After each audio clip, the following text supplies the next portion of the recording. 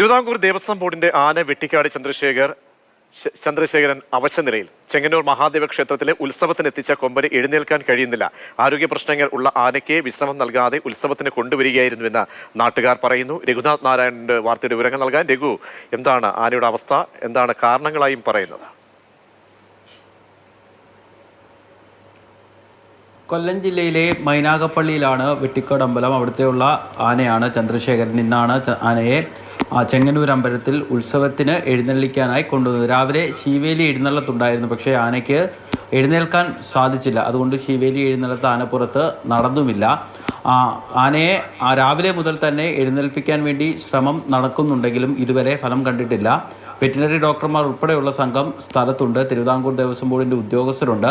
60 വയസ്സിലധികം പ്രായമുണ്ട് ഈ ആനയ്ക്ക് എന്ന് മാത്രവുമല്ല, മൃഗസ്നേഹികൾ പറയുന്നത് ഇതിൻ്റെ പല്ലുൾപ്പെടെയുള്ള പല അവയവങ്ങളും മോശമാണ്. അതിന് ആഹാരം കഴിക്കാനൊക്കെയുള്ള ബുദ്ധിമുട്ടുകളുണ്ട്. എന്നിട്ടാണ് ഈ ആനയെ എഴുന്നള്ളിപ്പിച്ചത് എന്നുള്ളതാണ് മൃഗസ്നേഹികളുടെ ആരോപണം. ഇത് ഹൈക്കോടതിയുടെ ശ്രദ്ധയിൽപ്പെടുത്താൻ വേണ്ടിയും അവർ തീരുമാനിച്ചിട്ടുണ്ട്. ആന നിലവിൽ ചെങ്ങന്നൂർ മഹാദേവ ക്ഷേത്രത്തിന് സമീപമാണ് ഉള്ളത്.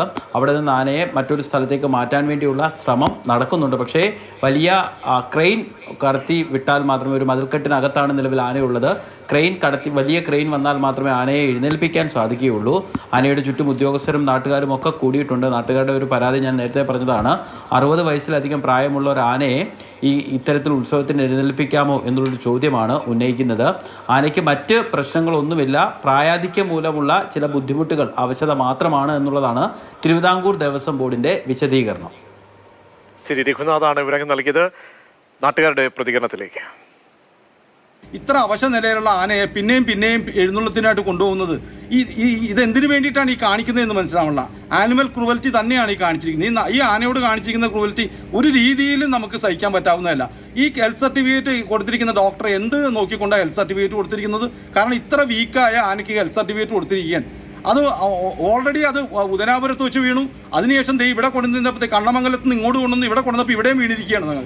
ഇതൊരിക്കലും നമുക്ക് അംഗീകരിക്കാൻ പറ്റില്ല.